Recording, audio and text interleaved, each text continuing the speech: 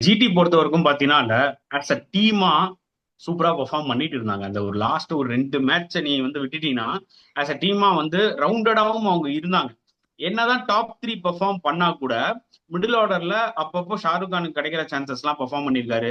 ரித்தர்ட் வந்து பாத்தீங்கன்னா useful contributions கொடுத்திருக்காரு. 2, 3 மேட்ச் தெவாட்டியா வின் பண்ணியும் கொடுத்திருக்காரு. ஸோ ஆக்சுவலா they have a very good team. அவங்களோட பேட்டிங் டாப் 3 எப்படி சொல்றோமோ, அதே மாதிரி அவங்களோட போலிங்கும் வந்து பாத்தீங்கன்னா பயங்கரமா கை அஸ்வின். கொடுத்தது. அதனாலதான் அவங்க ரொம்ப நாளா டாப்லயே இருந்தாங்க. ஓகேவா? பட் லாஸ்ட் 2 மேட்சா எதனால வந்து ஜிடி சறுக்கிருக்காங்கன்னா, அவங்க வந்து அவங்களோட போலிங் சடனா அந்த பெர்ஃபார்மன்ஸ் டிராப் ஆயிடுச்சு.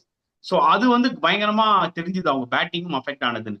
அண்ட் ஆப்வியஸ்லி அவங்களோட டாப் 3 ஒரு ஸ்ட்ரென்த் தான், நான் இல்லைன்னு சொல்ல வரல. சி இப்போ எல்லா டீம்லயுமே ஒரு 2 பேட்ஸ்மேன், இப்ப விராட் வந்து ஏர்லியர் அவுட் ஆயிட்டாருன்னா RCB will be under pressure. Mumbai வந்து பாத்தீங்கன்னா சூரியகுமார் யாதவ் வந்து சிங்கிள் டிஜிட்ல அவுட் ஆயிட்டா Mumbai will be under pressure. So on paper பார்க்கும்போது நம்ம வந்து இந்த டீம்லாம் செம செமன்னு நம்ம சொல்லலாம். நீ ஜிடி மட்டும் ஆன் பேப்பர் பார்க்கும்போது டாப் 3 ஓகே, மிடில் ஆர்டர் சொல்லிக்கிற அளவுக்கு இல்லைன்னு சொல்லலாம். பட் ஆனா அவங்க கிட்டத்தட்ட எல்லா டீமும் ஈக்குவலா தானே பெர்ஃபார்ம் பண்ணியிருக்காங்க. அப்படின்னு பார்த்துருந்தா மும்பை பேப்பர்ல பார்க்கும்போது செம டீம் மேல வந்திருக்கணும்ல. ஆனா ஏன் அவங்க வந்து 4ல தான் முடிச்சாங்க.